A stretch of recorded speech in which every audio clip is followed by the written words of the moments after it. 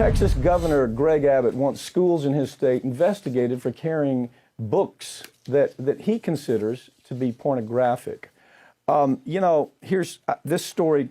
What caught me is it's another one of those things, like it or not, that Republicans grab a hold of, and like they did in West Virginia with the whole parents are messing with my child's education and I don't like it. This is a continuation. They figured out this works. So now you have this thing that's going to work for them. Yeah. I mean, well, and it's very scary because obviously the governor comes out and says, listen, we have a problem. We have found pornography in high school libraries. Well, that's attention grabbing. Oh my God, you don't want porn in a high school library. You got to get, but people assume when you say that, okay, well, somebody snuck in some Playboys in there. There's some Hustlers hidden. No, what they're talking about are books that might be considered probably beyond a high school student to a degree, depending on, the maturity level of them. But they deal with issues of abuse. They deal with rape. Right. And well, to me, Farron, I mean, all a parent has to see is one of the books is called Gender Queer, a memoir. Regardless of the merits of the book, my point is that you have Abbott taking that, and the other one is called In the Dream House. And so he takes these books, he takes excerpts of it. I can't think of anything that is going to inflame Texas voters any more than this. And then you got Beto O'Rourke now jumping into it, who's just such a lightweight. I mean, just a terrible lightweight. I don't know what he's done in his life. He has no life experience, for God's sakes. So now they're going to beat him to death with this. I know, man. Matthew McConaughey may be the only hope for Texas if he jumps in. McConaughey but I'm not, could. I'm not too thrilled with him either. But either way, they jump on these social issues, and that's what these books are.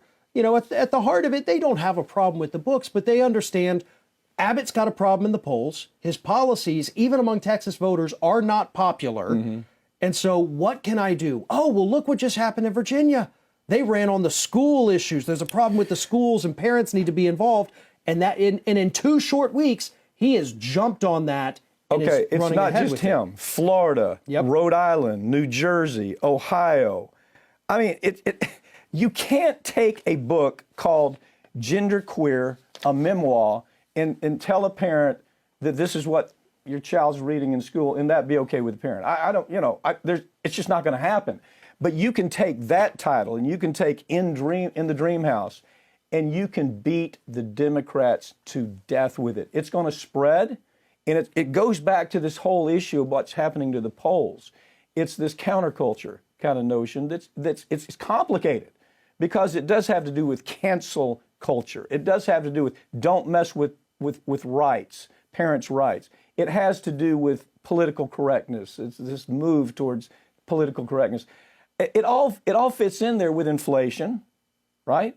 And it fits in there with some policies that they see this president executing on, and this is just another one of the problems. Right, and this is what they're going to do. They're going to use issues like this, just like they use the critical race theory, just like they use cancel culture, even though, they're the ones who are canceling far more things, but they're going to run on those for about 11 months.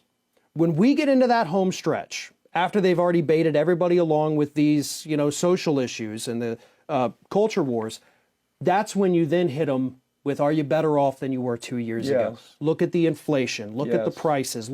It's the death blow, and that's why they don't want to do it yet. It's what you do in trial. Yeah. It's what you do in trial is you go in with that issue that just enrages everybody, and then you come back and you come in with the second phase of that.